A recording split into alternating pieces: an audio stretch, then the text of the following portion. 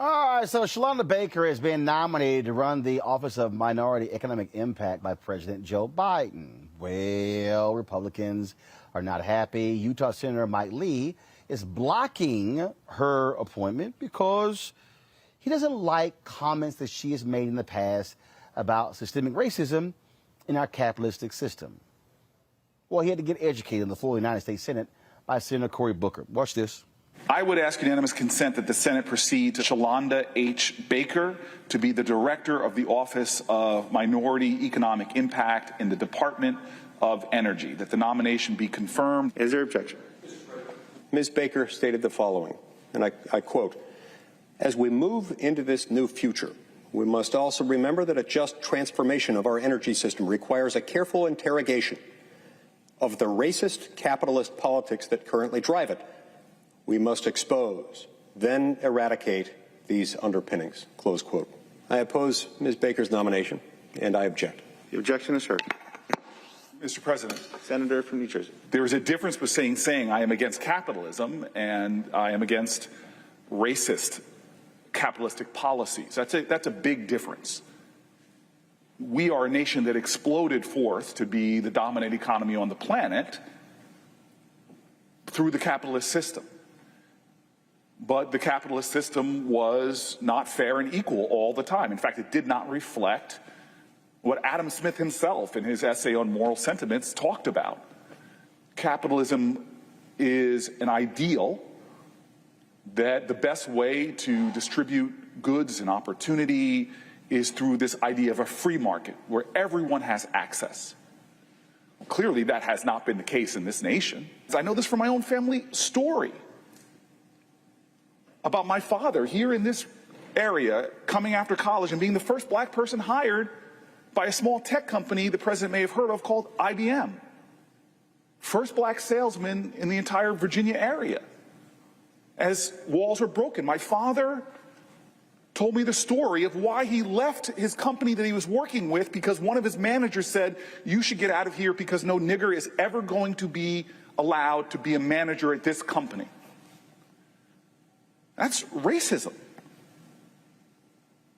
So here's a nominee who, in the context literally that my colleague read, racist capitalist policies, no one can deny that these policies existed in our country and that the free market system hasn't been free. In America, 1 in 3 households are energy insecure, meaning that they have difficulty paying their energy bills.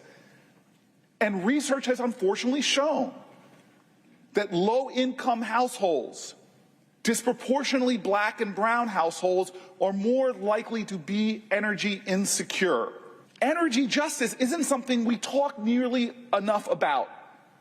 And that's why Ms. Baker's role is so important. There's an urgency right now to create deeper community in this country and to ensure that everyone has the fruits of liberty and opportunity. It's what we swear an oath to. It's what Ms. Baker's job is all about, is making reals on the words of our united pledge that we will be a nation with liberty and justice for all.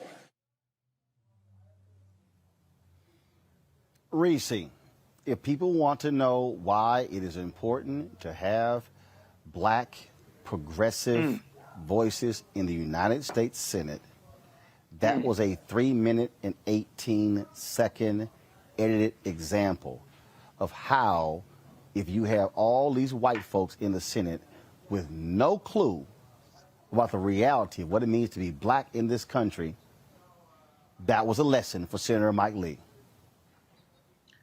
A lesson that probably fell on deaf ears, but shout out to Senator Cory Booker because he's one of two who, now we have Senator Raphael Warnock, who is also a champion in the Senate. But I also want to point out we don't have any black women senators either. So it's very interesting that defending a black woman in her absolutely correct commentary, Shalanda Baker, fell to Senator Cory Booker. This is why it's important to have representation. You know, it goes beyond just simply the vote tallying. It goes into a lot of these very key personnel decisions. Vice President Kamala Harris has had to break a lot of ties in terms of invoking cloture on different nominees, almost all of them have been people of color. And so the Republicans have made it clear it doesn't really matter what you have said in your past. They'll find some, just like they made up shit that was supposedly wrong with what Kristen Clark said and Vanita Gupta, and they blocked Neera Tanden because, you had some progressives that were salty about her tweet. The bottom line is the Republican Party is always going to fight against a more equitable society. They're always going to fight against representation. And we know that when Black women are in positions of power and positions of leadership, things are more fair and are more equitable. And that's why somebody like Ms. Baker is a threat. And I'm so glad that Senator Cory Booker was there, because even though Mike Lee will not give a damn about anything that he said, Senator Cory Booker does act as the conscience of the Democratic Congress, along with Raphael Warnock, and letting them know, the Mansions and the other ones that hide behind Manchin and Cinema, no, y'all not about to do wrong by this Black woman. So I'm just letting you know right now how it's about to go down. But the Republicans are a lost cause. Raji. Look, to hear Senator Booker just school this guy, take him to school on history, that's sad. That's the sad part about it is, you are a paid elected official, and even as a paid elected official, a white paid elected official, you get just shook up and get all discombobulated by somebody calling policies racist and capitalist. That's if that's not white frailty, I don't know what is. We're at that point right now in our Congress where you can't even say the word racist, and then you gotta explain to somebody, a grown-ass man, that there have been racist policies. And I love what Senator Booker said. We're talking about, energy justice. You got to explain this to a grown-ass elected official? Come on. So we got to go back to square one to talk about how this country has been built and all of the things that have led us to this point that have been both racist and capitalist and have not been in the best interest of our people in this country, nor has it been in the best interest of white people, if you really look at it. So at this point, it's like, this is just sad. And yes, we can say, oh, he got schooled, but it's like you schooling a 5-year-old or something. You're a grown man. You don't know this stuff. And you getting so upset because somebody said not even saying your policy, it said the policies. So it's talking about years of policies that have not been in the best interest of Black and brown communities, and you getting upset. Sad.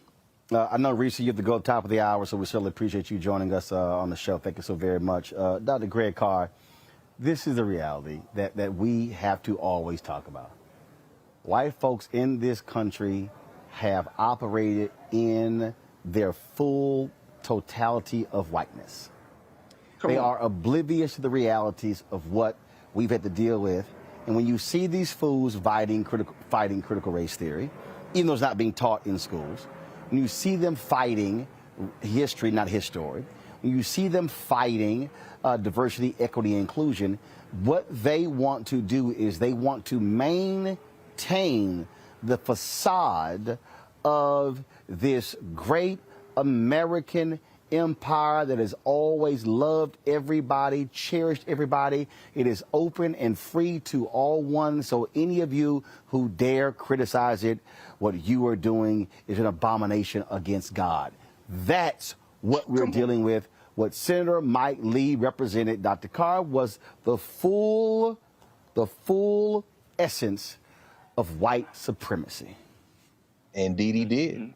Indeed he did. That's right, Roland. And Mike Lee is being primary. Remember, Mike Lee came to the Senate in the Tea Party wave and was reelected. But he's being primaried, including a guy who won 20% of the vote when Donald Trump ran in the primaries out in Utah. So he's a little scared. I don't even know if that little speech he made was about Shalanda Baker or Cory Booker as much as he was playing to the cheap seats back in Utah, because he's up in 2022. And the sad thing about it, and here I'll quote one of the stalwarts of the soft white nationalist set, Senator Joe Manchin out of West Virginia, who, when confronted with his recalcitrance and his obstructionism, simply replied, elect more liberals. You're right, blow-dry cosplay coal miner. You got to, you have to bust the Senate out from the inside. Sadly, And I agree with everything that's been said by both Reese and Faraji, by you, brother. You know, Cory Booker is trying to speak a language they don't understand, but even in what he said, here's a man with Stanford, Yale Law, got a Cecil Rhodes Fellowship that went to Oxford. Surely he has read The Wealth of Nations a little bit more closely than he did to make Adam Smith a hardcore racist who called all black people, including his daddy bloodline, savages, said China was a fraud, and said that the reason capitalism would triumph was because it's going to come on the wings of white men. Surely he read The Wealth of Nations a little bit closer than to hold that up as some kind of defense of this sister, which really in the end translates to this, Roland, exactly what you said. We find ourselves in this country, particularly the black elite, including elected officials, continuing to try to prop up the myth-making of American exceptionalism and thinking that it's somehow we can just prop it up the right way. These hardcore white nationalists walking, as you just said beautifully, in the fullness of their whiteness will look and say, oh, you know, I'm sorry. But, you know, in the words of Mary J. Blige, you can't be sitting here wondering why they don't love you the way that you love them. Cory, we got to take off the glove and go elect some more people and bust Mike Lee out from the inside. He's not even thinking about you. Folks, back to that Roland Martin unfiltered video in just one moment. Oh, that spin class was brutal. Well, you can try using the Buick's massaging seat. Ooh, yeah, that's nice. Can I use Apple CarPlay to put some music on? Sure, it's wireless. Pick something we all like. Okay, hold on. What's your Buick's Wi-Fi password? Buick Envision 2021. Oh, you should pick something stronger. That's really predictable. That's a really tight spot. Don't worry, I used to hate parallel parking. Me too. Hey. Really outdid yourself. Yes, we did. The all-new Buick Envision, an SUV built around you. All of you. Time to be smart. Roland Martin's doing this every day. Oh, no punches! Thank you, Roland Martin, for always giving voice to the issues. Look for Roland Martin in the whirlwind, to quote Marcus Garvey again. The video looks phenomenal, so I'm really excited to see it on my big screen. Support this man, Black Media. He makes sure that our stories are told. See, this difference between Black Star Network and Black-owned media and something like CNN. I got to defer to the brilliance of Dr. Carr and to the brilliance of the Black Star Network. I am Roland with Roland all the way. Honored to be on a show that you own. A black man owns the show. Folks, Black Star Network is here. I'm real revolutionary right now. Roland was amazing on there. Stay black, I love y'all. I can't commend you enough about this platform that you've created for us to be able to share who we are, what we're doing in the world, and the impact that we're having. Let's be smart. Bring your eyeballs home. You can't be black-owned media and be scared. You dig?